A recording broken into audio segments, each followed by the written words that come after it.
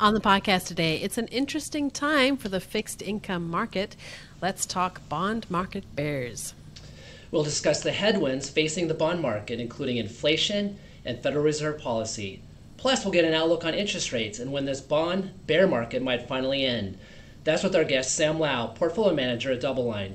Welcome to the Weighing Machine. I'm Rusty Vanneman. And I'm Robyn Murray. Okay, let's start with a look at the markets. What are we watching for at the moment? Well, as of this moment, we're at the tail end of October, and some of the big issues, well, of course, we've got a midterm election coming up. And this week, we just had some major earning disappointments from some of the big tech companies. But we're still having a pretty decent month. It's been a pretty decent week, pretty decent quarter. But that all said, the big issues still remain, and that is inflation. Has inflation, has it really peaked? When will it significantly drop? How is it going to impact interest rates? How should investors be thinking about and using fixed income? And given all of those topics, our guest today is one of the largest fixed income shops in the industry. It's going to be great to get his take. All right, well, let's bring him in. Sam Lau is a strategist and portfolio manager at DoubleLine in Los Angeles. Sam, welcome to the Weighing Machine. Hey, everyone's happy to be here, and thanks for having us. Yeah. Well, Sam, it's great to have you here. People, of course, can't see this because we can see each other on video right now, but you're rocking a really cool Orion T-shirt with like the VW bus from the Future Proof conference. So, given that, I know the answer to this next question is going to be really awesome. So no pressure, and that is the initiation right to the weighing machine is we need a walk-up song. We need to hear some music in our heads in the background. What music represents Sam Lau for this interview? Given the intro part of this segment, I started typing across the Google looking for bond market bulls to see if that would work. But in the interim, what I'll settle with is Led Zeppelin's Rock and Roll. And at first when I was made aware of this question, I started looking up through my Spotify playlist. I was going to come up with Led Zeppelin's Immigrant Song, and then I saw Rock and Roll, let that play as well, because I was looking for something that had a lot of hype, right? Because that would generally reflect the mood that I've been in, and pretty much the investment team at DoubleLine has been in for the past few weeks. We're starting to get a little bit of excitement here. Nice. But as I delved into the lyrics, the first few lines of Led Zeppelin's Rock and Roll is, it's been a long time since I rock and rolled. It's been a long time since I did that stroll. And that's really reflective of what we're seeing today in the bond market. So, the way I would think about it, if I were to append to the lyrics there, I'd say it's been a long time since I've seen bond yields at these levels, and they're looking pretty attractive. Nice. Well played. I like it. Yeah. All right, well, Sam, tell us more about you. Tell us about your background, your career, and how you came to DoubleLine. Yeah, so I'm a portfolio manager at at DoubleLine right now, but I joined the team, and I say the team, led by Jeffrey Gunlock back in 2007, and I came into that straight out of grad school. Well, actually, I started as an intern there in 2006, and then got the offer before I graduated from grad school in 2007, and just transitioned straight from there. But this was back when we were at another company that was just down the street from where we're located today in downtown Los Angeles. And at that company, I worked in the non-agency mortgage-backed securities space alongside Jeffrey and the broader fixed income teams. And with that, I remained with the team when about 45 of us, give or take, broke out from that company and formed DoubleLine back in 2009.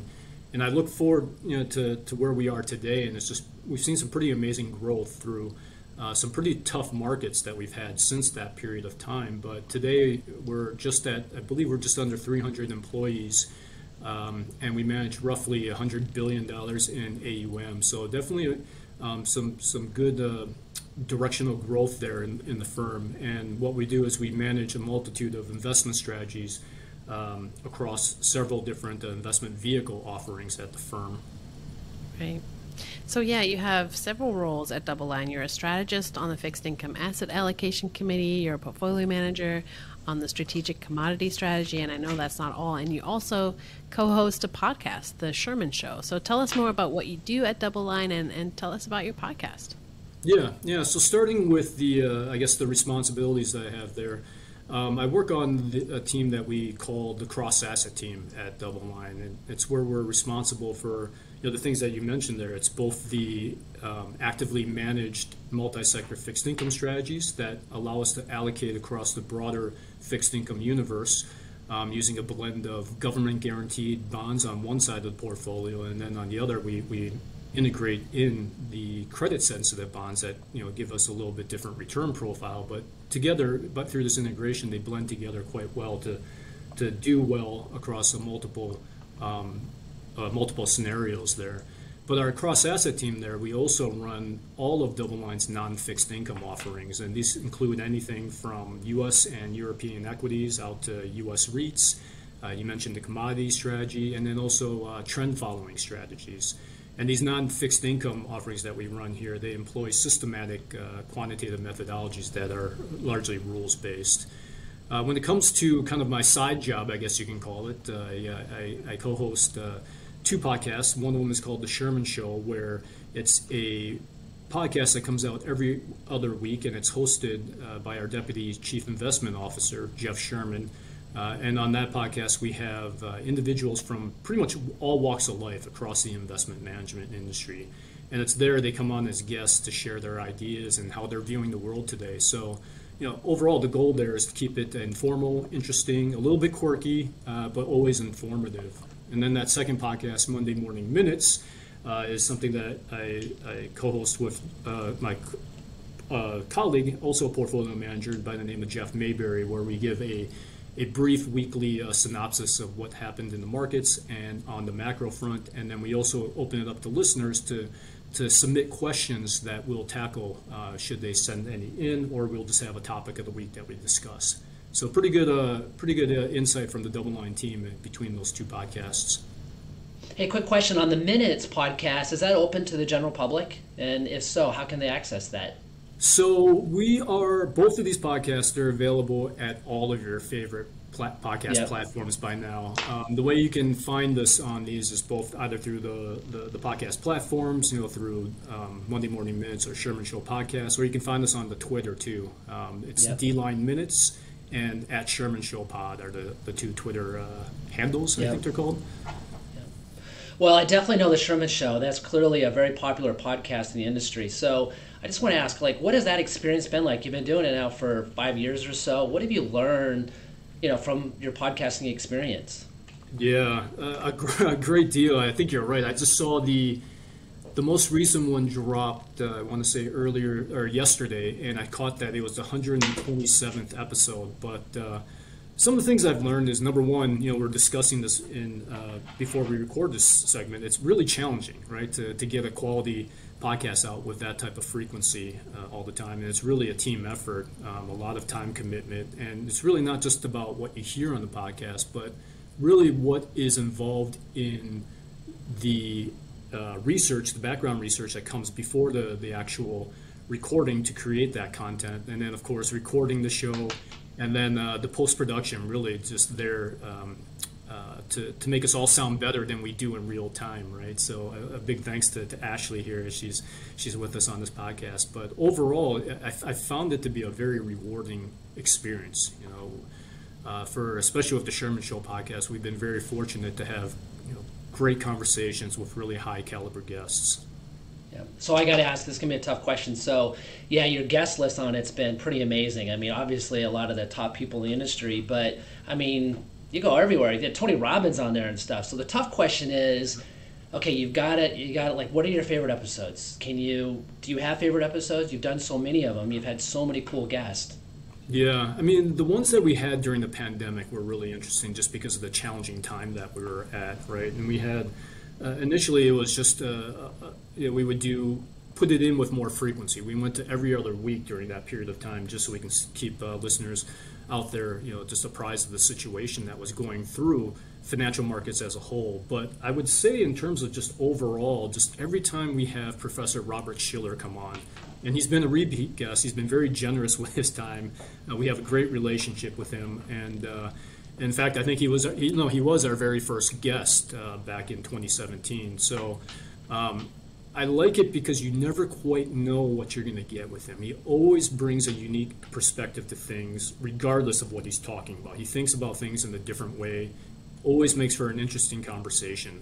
Just again, you don't quite know where he's going to take things, and sometimes if he just doesn't feel like answering, he just won't. So I like that a lot. I don't like forced, contrived answers, right? So definitely a very unique thinker in our industry. I do have one quick story. It's another podcast, but he one time did reprimand my table manners. So I do have that going for me, a Nobel Prize winner doing that. So yeah. He's a really nice guy, super nice. I can completely see that. Actually, one of the things, I think we were early pioneers on this thing, unfortunately, but it was probably that first podcast in 2017 where I introduced him, again, the Nobel Peace Prize winner, or not Peace Prize, Nobel laureate. I introduced him to the fist bump, and he had no idea what it was, but I was a little bit sick at that time. I had a cough, and I just didn't want to spread anything. And so when he reached out to shake his hand, I held out my fist, and he said, "What are you doing?" I said, "This is a fist bump, Professor Schiller. This way we can, try not to exchange too many germs, given that I might be a little bit under the weather." So he's embraced it, and now it's just a thing. You have impacted his life. That's cool. That's right. That's right. That's awesome. All right. Well, hey, let's talk about the markets. First, just kind of taking a look back at the year so far. It's been quite a year, really, for both stocks and bonds. So what's your take on what we've seen so far?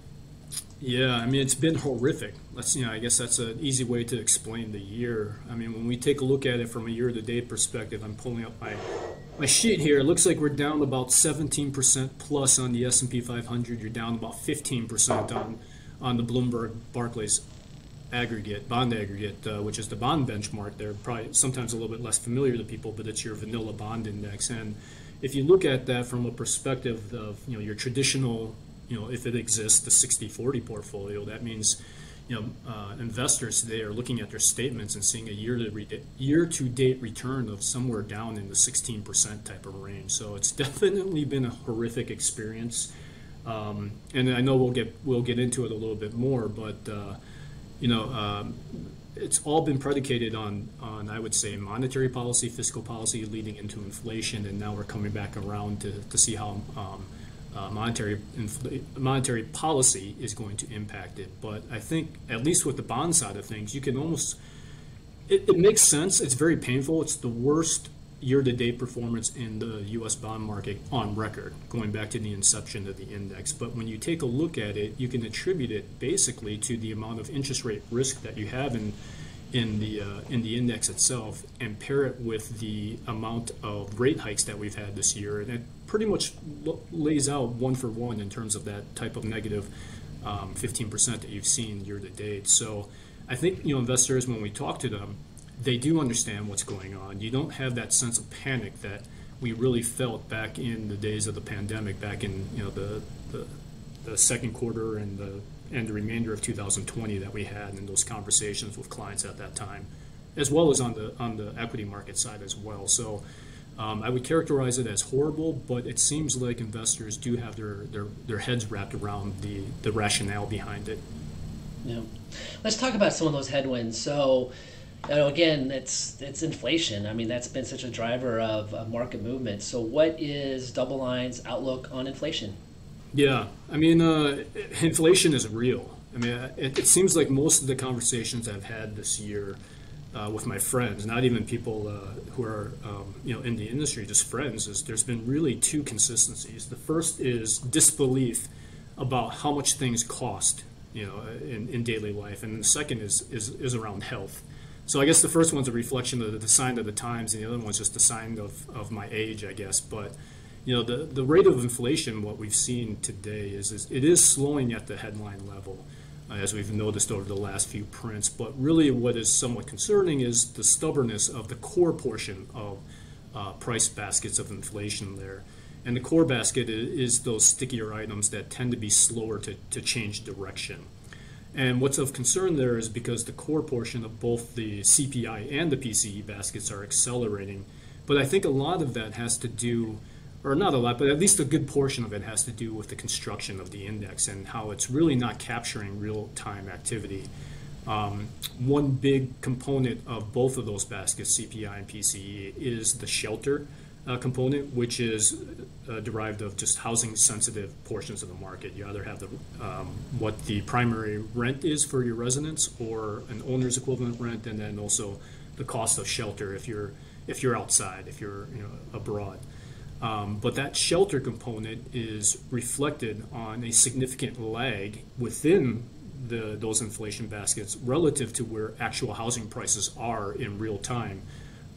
It's basically about 15 to 18 months lagged to real-time data that we're seeing through the housing price appreciation indices. So what we have there is the acceleration in the core baskets due to shelter that we're seeing today is really in the aftermath of that strong housing market in terms of price appreciation that we had about a year ago. So again, about 15 months of lag, but I do expect to see headline inflation continue to drop lower this year. This is absent another shock in oil or food prices, but if that's the case, if we kind of maintain these levels, then you will see headline inflation drift lower. You're probably going to see it get into something in the high sevens or high to mid sevens by year end, and then eventually, I think our forecast at DoubleLine is that it's going to be making its way down to 4 to 5%. On a year-over-year basis on headline inflation by the end of next year. And that's going to, if you have that help of the deceleration in the housing component finally trickling in also by that time. So we are of the impression that inflation is going to come down. We're probably not going to see that, the 1.5 to 2% average that we saw prior to this episode of 4-decade highs in inflation. But, if it's around 2 to 3, then I think that's acceptable to the Federal Reserve at least. Yeah. That 15 to 18 month lag stat, that's pretty cool. I did not know that. I mean, I knew there was a lag, but I didn't know how it was quantified, so that's pretty cool. So if it's sticky and persistently high, I mean, I think as investment people, we know that it's rolled over, and so that's a good thing. However, the news headlines are still going to be talking about high inflation, and that might impact, consumer expectations, and that might in turn impact Federal Reserve policy. What is the outlook on Federal Reserve policy from DoubleLine's take? Yeah, and the interesting thing is I didn't know that 15 to 18 month lag either until we got a question on the Monday Morning Minutes and we started digging through it. But the number comes from a report that was put out by members or researchers at the Dallas Federal Reserve. So you'd imagine that the Fed does know that it is lag, and hopefully they're setting policy around that. But what has been absent during a number of these press conferences is that mention that the drag that, or not the drag, but the lag that you have in that component within price basket. So it'll be interesting to see in upcoming meetings if Jerome Powell references that, and if that does become the case, perhaps that's a sign that they are going to slow down on their policy. But for certain, all eyes are going to be on this upcoming November 2nd FOMC meeting, particularly the press conference, which is set to occur this coming Wednesday. So I guess, looking at it now, listeners on your podcast are probably going to have the benefit of hindsight at that meeting, which is, just less than a week away. But for today, I guess I would point out the things that I'll be looking for in terms of that indications looking for indications of a shift in either the magnitude and or the pace of the hikes after this November 2nd meeting, because the November 2nd meeting, it does seem like it's going to be a lock for 75 basis points, at least if we were to use the interpretation of the Fed funds futures market, which is pricing us in right there of a pretty high probability.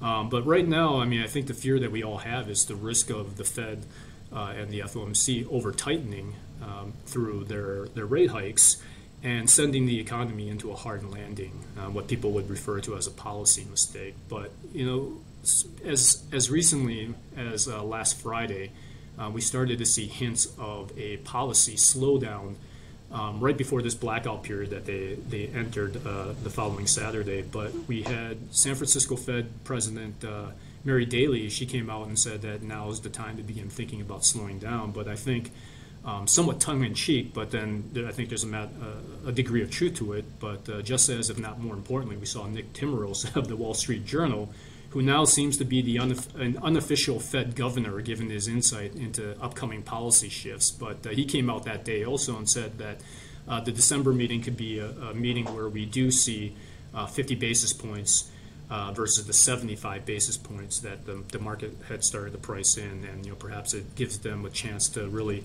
think about not a wind down, but a slowing down of this policy from this aggressive 75 basis points.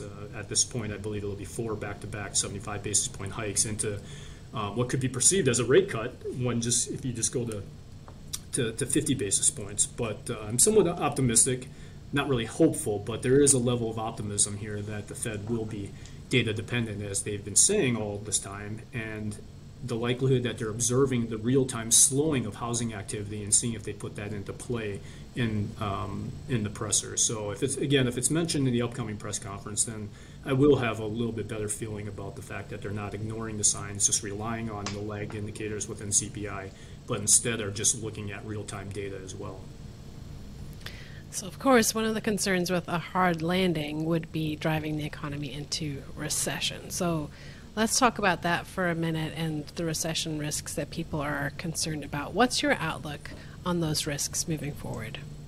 Yeah, I think the risks are certainly there. I mean, Jim Bianco, a strategist out of Chicago that I follow both on Twitter and then also subscribe to his materials there, he comes out and says a lot that the Fed is the serial killer of economic growth.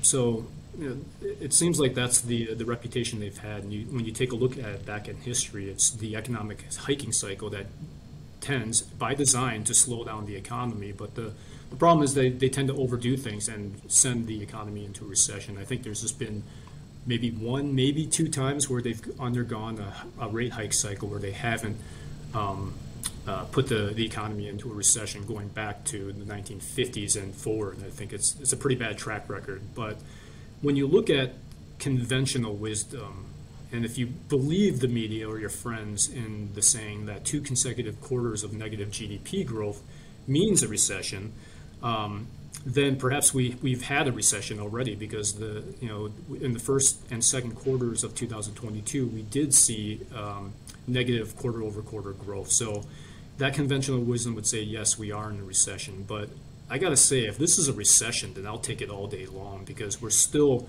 things are still pretty good. Consumers is still out there spending. We're still at historical lows in the unemployment rate. And, the third quarter GDP estimate, the advanced estimate, just turned positive. So things look pretty good if we really are in a recession. But unfortunately, by definition, conventional wisdom is questionable, right? So to look at this, I guess we can refer to the book of record for U.S. recessions, and that's the National Bureau of Economic Research, or the acronym of NBER.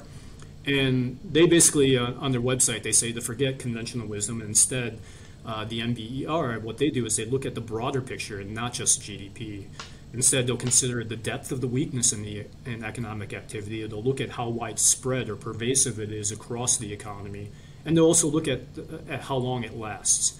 To do so, they'll look at a multitude of indicators. They actually have the indicators up on their website for those who are interested, but those indicators are largely around personal income and consumption, both parts of the labor data that comes out, both the establishment payroll data and the household unemployment numbers as well. But then they'll also look at industrial production, as well as wholesale and retail sales. And the good news is all 6 of those look pretty strong still as of right now. So based on those measures, it doesn't look like we are in a recession yet. But in particular, the one I'm paying the most attention to is the labor side of things, really watching that payrolls data, really watching that employment data. And they still look strong, but given some of the early news that we're seeing out of earnings reports, and then it's just also in the media, it seems like we've all seen the news around layoffs and hiring freezes. So with that, I'm paying particular attention to the Friday jobs reports that come out once a month. So with that, outside of that, some of the things that we look at DoubleLine are other more leading indicators, and some of those have started flashing red. So it's about balancing all this data that we see. But when you take a look at the leading economic index, which has been a very good indicator in the past, anytime it dips negative on a year-over-year basis, that is a recessionary signal that one is just around the corner. And that dipped 2 periods now. It's been negative on a year-over-year basis. But then, of course, as a bond person, my favorite is the slope of the Treasury yield curve, and that's been inverted. And by inverted, I mean the differential between the yields on the 10-year part and the 2-year parts of the curve. That's the one that I like to look at. That's been inverted or negative since I want to say July of this year.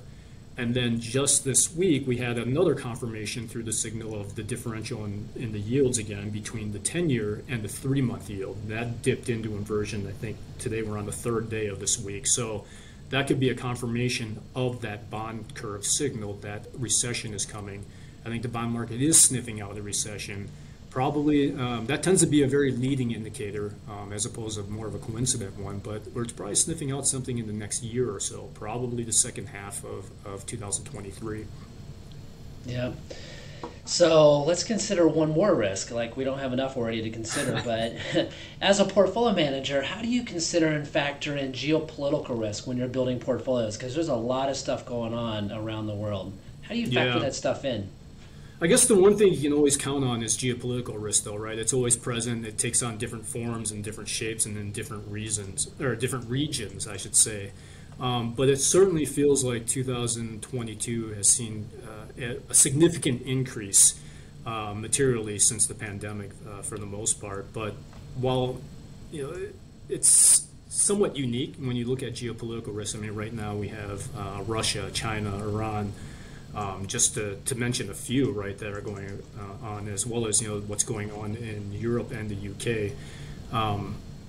While they can be unique and ever-changing, it's geopolitical risk is similar to many other risks out there that we just laid out, in that in order to manage around it, you have to first work to understand the basis of that risk, what the potential impact that risk can have on the portfolios, first as a risk, as the way it usually appears, which means that there could be negative downside, but later you also have to think about it as a potential investment opportunity. So just watching to see how that can develop. And then in the interim between that downside and upside opportunity, you just have to position accordingly. So that's why I say it's kind of, even though a geopolitical risk can be unique, it's similar to any other risk that we have out there. It's just thinking about the path forward or first recognizing and then trying to figure out the best path forward from there. So usually with that, the best case scenario is that you're going to have avoided that particular risk before it becomes material. So I guess one example you can think of is, as I mentioned, Russia this year is a risk with the various sanctions and their debt basically effectively going to zero, even though that might not be what you see on paper. Just try to transact in that space. But if you've had the experience, if you've been around that particular area, then you might have been able to avoid that. You could have avoided if you paid attention back in, I want to say it was 2014 when the first time Russia invaded, and you can say it next, but invaded Crimea. And the outcome there was a similar situation as we have today, via the sanctions. So, for us, we've been avoiding that space since we already had that kind of early look back in, again, I'm going to say 2014. It might not be that exact year when the invasion happened. But, seeing what transpired there and what the ramifications were, we've stayed out of it.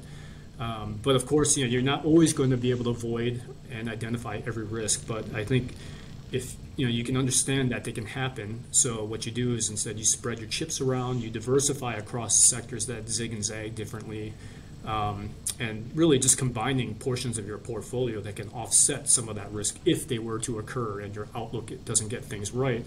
Combining government guaranteed assets with some of this credit, either through corporate credit, commercial or consumer credit, or emerging market credit.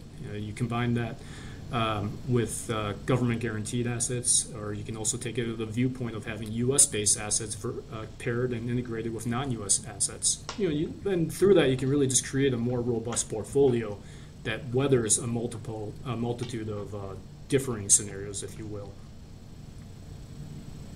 We do love diversification. Yeah, I mean, they say it's the one free meal, but then the other side is people come and say you can't eat it, right? So,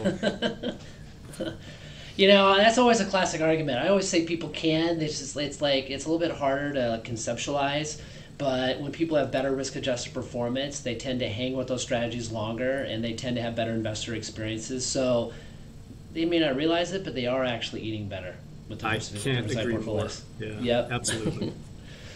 Well, so the next question is let's kind of talk about the outlook for interest rates. So it kind of wraps into how do you think the fixed income bear market is going to end, and so what is your outlook on interest rates moving forward? Yeah, so as I alluded to in the beginning of the segment, I'm actually pretty excited about the opportunities for fixed income. I mean, these are some of the most attractive outright yields that we've seen in decades. So yeah, it's true. I started out by describing the year to date as horrific, but that's looking in the rearview mirror. It's if equities down over around 20 and bonds down about 15. It's really bonds haven't really helped in this situation here, but a lot, as I mentioned, that a lot of that can be explained, just in what's transpired through the Fed hiking cycle, given this 4-decade high in inflation. But looking in the forward view, looking at the road ahead, I do think we're nearing the end of this Fed's hiking cycle, and if that's right, that should lend some stability to rates. So if that's the case, then the road ahead, the setup, based on its current setup, looks quite nice. So, one of the ways that we think about things in terms of positioning and managing risk is you run through various scenarios. So if you think about it here, if rates were to move up from here, meaning that the Fed's probably going to be a little bit more aggressive than the market's pricing in, at least you have the cushion in the form of existing higher yields. You're at a better starting place than you were at the beginning of the cycle. But let's just say if the Fed does get to this kind of 4.75, 5% on the upper bound in terms of where they're going to end up at the highest level with their rate hike. I think that's a big if. First of all, I'll put it out there. I'm not sure if they're going to get to that kind of 5% that's priced in. There's a lot of data that's coming out, and the Fed themselves seems to be trying to temper down some of that forward-looking expectations. But let's see if you get there. Then basically you have another 40, let's call it 75 basis points in adverse rate move from let's call it the 4% yield that we're at today with the 10-year Treasury note. And that's just, again, kind of utilizing that yield curve analysis that I talked about earlier between the 3-month and the 10-year and the 2-year and the 10-year. That's where I'm getting that kind of 50 to 75 basis points from here. But that is the downside risk that you have. So it seems quite limited if you believe this framework that I'm presenting here. But let's say if rates stay the same from here, then you're basically earning your 4% on treasuries. But I think the flip side of this is more probable, and that's if rates fall. Because if the economy does go into a recession next year, or if we start to see some exogenous shocks that you're talking about earlier, Rusty, from the geopolitical side, that could trigger a flight to safety trade. And with that flight to safety trade, then fixed income is poised to do very well. I mean, in that type of scenario, you could see rates falling by 1% or 2 pretty quickly, and that's a positive thing. That's a big tailwind there. When you think about where we started out on the 10-year, I want to say we're around 175 on the 10-year, and today we're about 4%. So if it starts to retrace back to those levels, it's quite a big tailwind to have in this position that we're at in the fixed income market. So when I look across the spectrum, though, it's not just attractive in the Treasury market, but also if you're taking on some credit risk, it can be quite nice as well, as the outright yields are in the kind of the mid to high single digits there for investment grade rated credit. So for the first time in a while, you're really getting paid to appropriately to just take some of that risk out in the fixed income market. So that's, again, I'm going to go back to my roll-up song, which I'm still playing in my head of it's been a long time since I rock and rolled. Yeah, nice. All right, well, let's break it down just a little bit more into investment grade bonds, and you did mention that a little bit, but if you could get your outlook on investment grade bonds and also high yield bonds. Yeah. So let's start out with investment grade rated bonds, and I'm going to talk about it first from the standpoint of what most investors are probably familiar with, and that's the investment grade rated corporate bonds. And I think it's a big piece of your passive indices. Your Bloomberg aggregate there owns about, I want to say, somewhere around a third of the portfolio's investment grade corporate credit bonds there. And I think it's fine to own some of that, but I really do see it as being somewhat of a hybrid of having both interest rate risk and credit risk, which, in and of itself, it's not that bad. But if I break it down and I look at the markets today and what they're offering if I wanted to take on interest rate risk, why wouldn't I just look at the Treasury market or even the agency mortgage-backed securities market to give me that pure interest rate risk, because they are both backed, well, with the Treasuries by definition, but also agency mortgage-backed securities, they're backed by the U.S. government, so they don't take on any credit risk. And when I look at agency mortgage-backed securities today, they have a higher spread. You're getting paid more of a premium over equivalent Treasuries today in agency mortgage-backed securities than you are in IG corporate credit. So I think that makes it, number one, relatively attractive to that to the investment-grade corporate credit space. On the flip side, if I want to take some credit, then I'd rather go into areas that are true credit and have less interest rate risk. And those are areas that can also be investment grade rated, but backed by the U.S. consumer. The U.S. consumer, we've seen they still have pretty strong underlying fundamentals.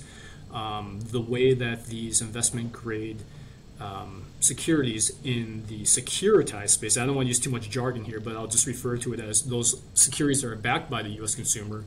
Given the way that those bonds are structured, they do have some loss protection built into them as well. And then on top of that, the gravy is that you get a spread pickup over what you would get in the corporate market, and you can get outright yields that are of somewhere around 6 to 9% while still staying in investment grade in the so-called securitized consumer parts of the fixed income market, and you're taking on about half of the interest rate risk. So when you think about that 6 to 9%, especially as you get into the outer end of the range while you're in investment grade, you're getting a positive real yield today when you're stripping out inflation. So it's not necessarily something for, I guess, people who don't have the experience. You want to look for an experienced manager that can really go back to some of the things I was talking about earlier, integrating these credit-sensitive securities with those government-backed securities in order to provide just more positive and attractive risk and return profile than just buying a passive IG corporate credit index. When it comes to high yield is actually high yield corporate I'm going to talk about here. High yield corporate, it's looking decent. You're actually paid well via the yield, and when you take a look at where spreads are, again, the premium that you're taking on over a risk-free yield there to basically pay you for the event of a default. Right now, the spreads on these high yield corporate credit bonds have an implied default rate of somewhere around 8 to 9%. That's what you're paying on to take on some of this credit risk there. When you put it into the context of history, what this implied default rate, where does it rank relative to other default cycles that we had? Today, there's no default cycle. Things look okay. Companies have had the chance to refinance their debt in the last 2 years at historically low rates, and they've gone so into longer terms. But let's say if we were to look at what the yields today and the spreads are implying in terms of default, that 8 to 9% is compared to, let's just say, the pandemic recession and the pandemic default cycle. During that period of time, high yield corporate credit had a default rate of 6.5%. So today we're getting a little bit more than that being priced in, so it seems fairly attractive. But then when you put it at another bound, you take a look at the previous default cycle, and that was the global financial crisis, 2007, 2008, and into 2009. During that period of time, high yield corporate credit default rate got up to 10%. So that's kind of the bookends. 10% is the high, 6.5% on the lower end of the last two default cycles. Right now, today, high yield bonds are paying you somewhere in between there, and it doesn't feel like we're there. So I do feel like high yield corporate bonds do look relatively attractive right now. It's probably good, safe to. You're probably okay owning a little bit, but again, in that construct where I'm talking about, where you're blending it with government securities today that can offer up some flight to safety asset in case the high yield bonds don't do as well. Hey, Sam, what's your outlook on emerging market debt? Yeah. So if you look at it from a strategic position, we, in our multi-sector fixed income portfolios, we do think that emerging market do deserve a strategic position in there, and a pretty healthy portion that we can see there is something like a mid to high single digit type of allocation there. What we see right now, given where we are in the U.S., and then with the understanding that emerging markets tend to be a little bit more extreme in the cycle, I think you can afford to be patient here, but it does represent a pretty attractive opportunity on the other side of this economic contraction, if we're going there, when the economy starts to rebound, both from an improving growth and then also potentially a weaker dollar as another tailwind there. So while we do have strategic positions in EM debt that I mentioned earlier, we are at the lower end of our historical allocation within the range of that. So we've trimmed it down starting the end of 2021 to where we are today. And now, kind of talking about how I laid out the geopolitical risks, about, identifying the risks and then waiting for the opportunities. We're patiently waiting right now for that opportunity to increase our weighting back to kind of more the upper end of that historical range within emerging markets. Well, Rusty mentioned earlier, that many investors might be looking for ways to diversify portfolios in this market. And what's your view on diversifies like real assets or low volatility alternatives? Now you're tugging on my heartstrings here, Robyn. I absolutely think it's a great thing to own in your portfolios. And the challenge there is a lot of times, people like to look at their portfolios and sell what's down, right? Because they only want things that go up. But if you take a look at what worked this year, commodities have done quite well. So commodities as real assets.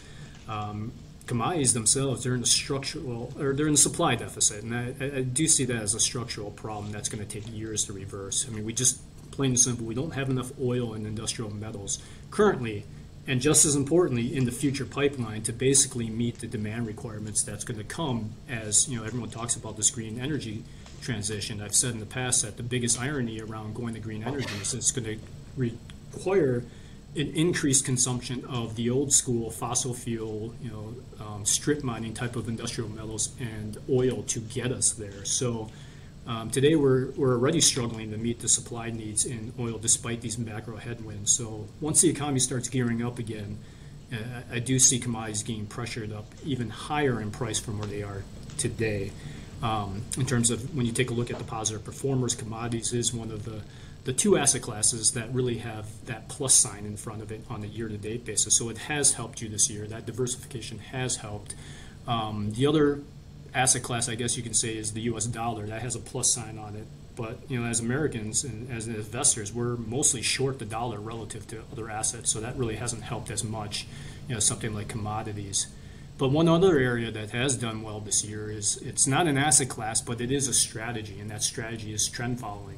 Having the ability to go long or short assets, utilizing a disciplined approach, that would have helped investors this year had they owned it. And the commonality there, I guess, to commodities is that what you just talked about, Robyn, it's the fact that they do serve as a diversification to people's portfolios, and that's because they do have a low correlation to your traditional assets like bonds and equities. So this is the year where diversification really helped. But the difficulty is diversification only helps if you own them before you need them. But that's the benefit of diversification. But many people just to look at what's green in their portfolio and shed whatever's red. So if that's the case, then at that point they didn't own commodities until after they probably started ripping in 2020. So they might have gotten fearful and said, okay, well, I've missed it, so I'm going to sit out 2021 and again 2022. But again, it's to benefit from diversification, you have to own it when the time is needed, not after. So I do think that maybe this year investors will start looking at these so-called non-traditional sides of the financial markets and perhaps start thinking about just owning them for times when the stock market's not going up and when the bond market's not going up, what might do well. And I think these are two areas. Again, trend following has served its purpose this year, as well as the commodity baskets. Yeah, right on. Okay, there's one more little market we haven't talked about, and that is the stock market. What is your outlook on the stock market? Yeah, so the stock market I'm less rosy on. It's not to say I'm negative or positive. I just have less clarity around there, and I think I explained the backdrop in which I'm looking at fixed income. Where fixed income, I think you're near that end of the hiking cycle.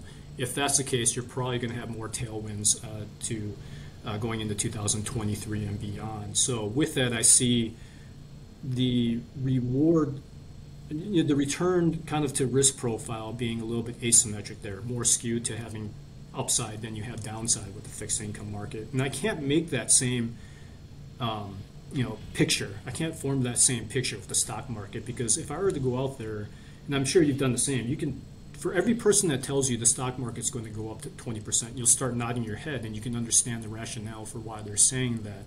But then on the flip side, when you see, someone that comes out and says, I can see it go down another 20%, and then your head starts to nod, and it just makes sense. So for me right now, I can see it either way, the market going up 20% or down 20% just as easily, on both sides there. So when I think about that, the return, the reward versus risk is somewhat more symmetrical. But that being said, it's always good to have a big portion of your portfolio, and most of our portfolios, to U.S. equities.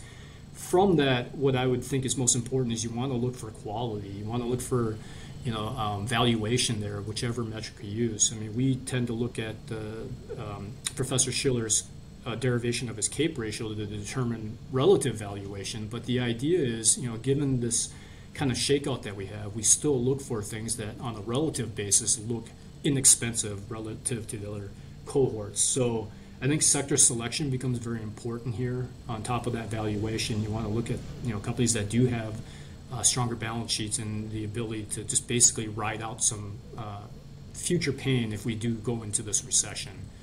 This last earnings report cycle, I think we're about halfway through. It started out pretty strong, but then just this week, you started to see some weakness coming from some of the growthier names, so to speak. So I do see valuation as being important in the next part of this cycle here. Yep. Next question is, so as we've talked about fixed income, there's so much going on in fixed income. It isn't just simply about the 10-year treasury yield. So the next question is, considering this market environment and particularly, investors' sentiment towards fixed income, and the question is, why should I own fixed income? Do you have any suggestions on how an investment advisor might talk to investors about the fixed income markets and why they should continue to invest in them? Yeah, and that's the challenging part for all of us in this industry, right? Is talking people off the ledge.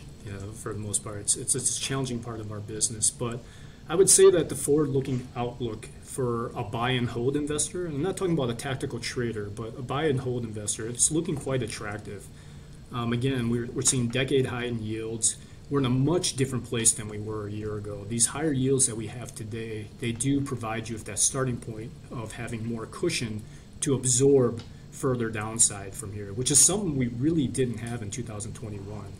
I mean, just using the high yield market, corporate credit market as an example, 2021 you had yields around 3.5. Today you're looking at around 9 to 10%. So you do have a lot more income to help absorb some of that price volatility that you might experience.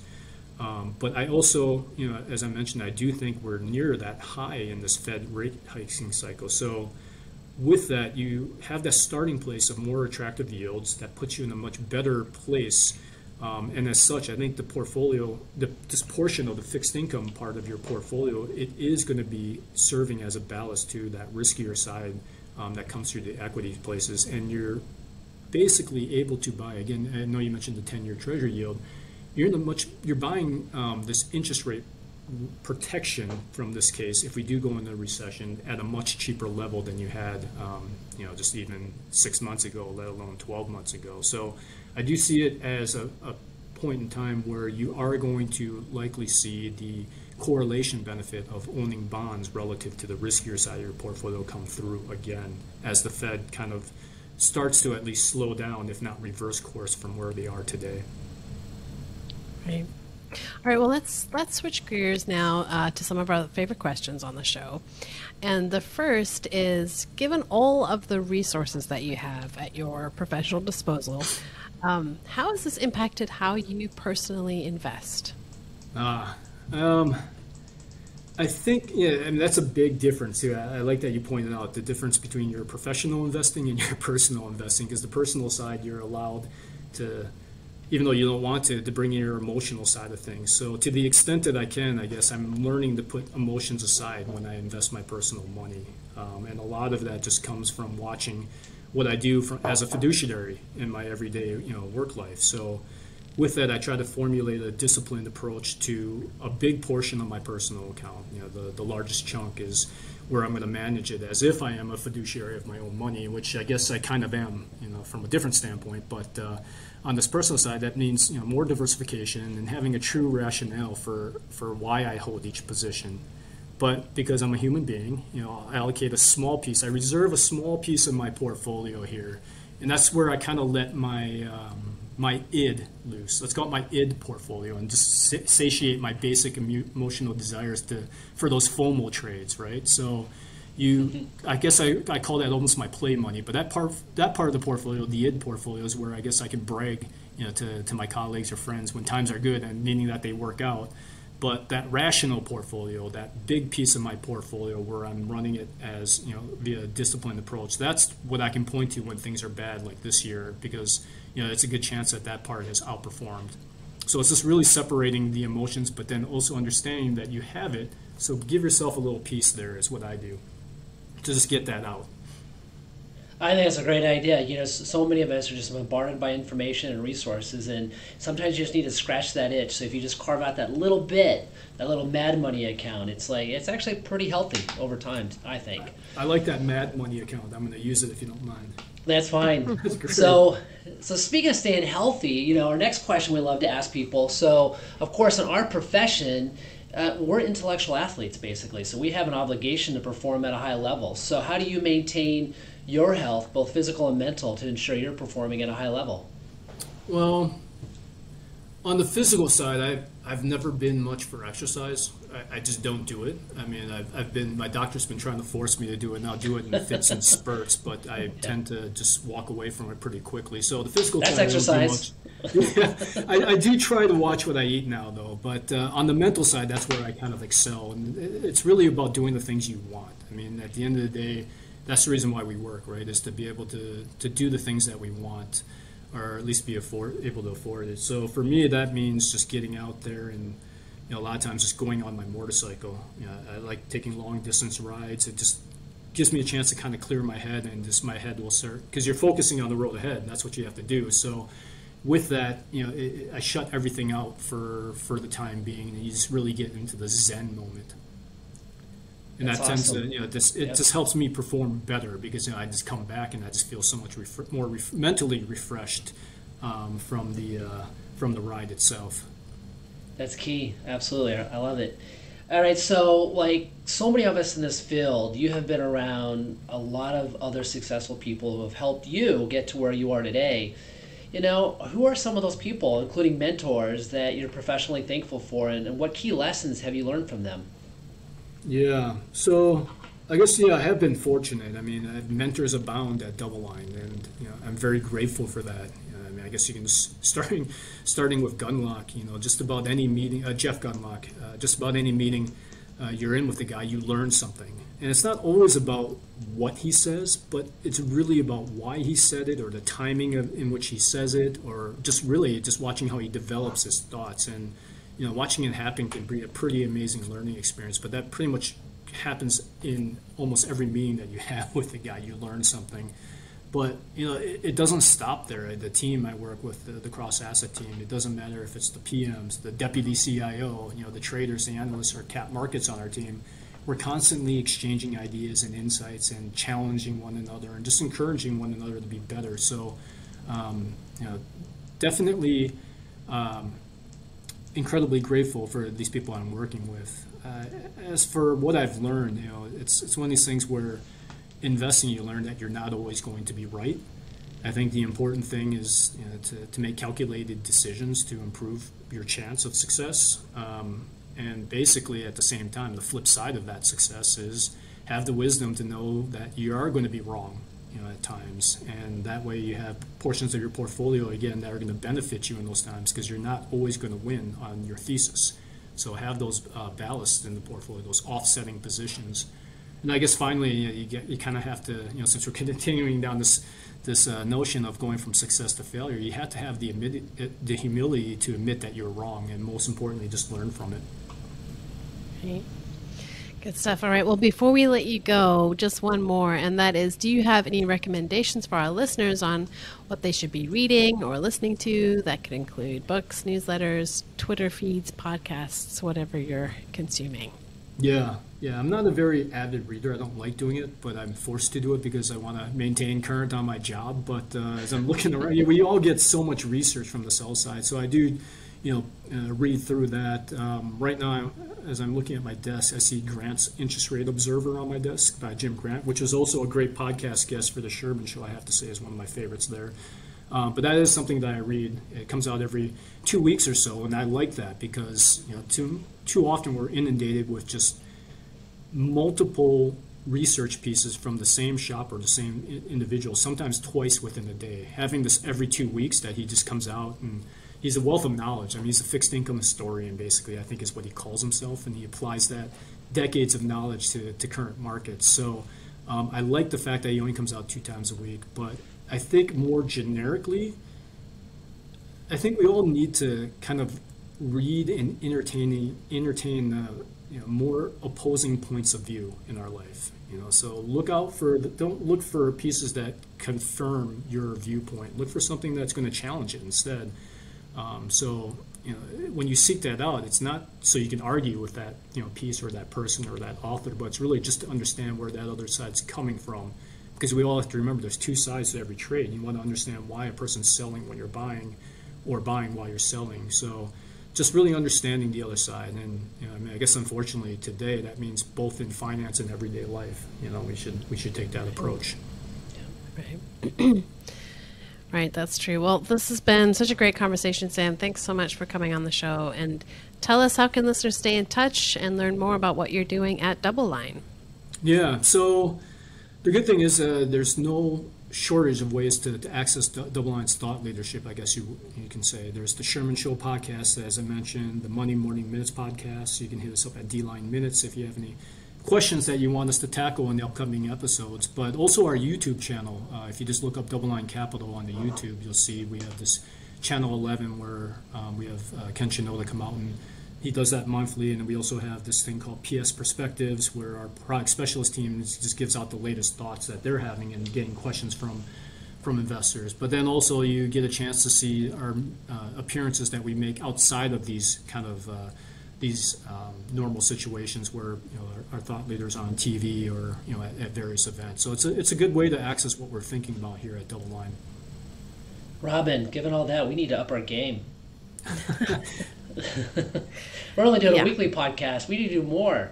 Well, Sam, this has been awesome. I think this is an important podcast. I mean, think about it. So obviously you're very enthusiastic about the fixed income asset class, and of course a lot of people could say, hey, everybody talks their own book, you're a fixed income manager, but to DoubleLine's credit, you guys call it as it is. I mean, if you're negative on the asset class, you say you clearly are active managers, and the fact that you have enthusiasm for fixed income right now, I think is kind of a really important message. But I really appreciate your time today, and I'll be listening to the Sermon Show, and I think I've got another Monday morning podcast I have to listen to. And again, thanks for your time on a Friday afternoon. I think it's time to get on your bike and start listening to some Led Zeppelin, so get your weekend started. Sounds great. Rusty and Robyn, thanks for having me on. It's been a pleasure. It's been great. Thank you. All right, well, that is going to do it for this week. Rusty, take us out with your final words. Invest well and be well. We'll be back soon. Thanks for listening to The Weighing Machine, and thank you for your time and trust in Orion Advisor Solutions.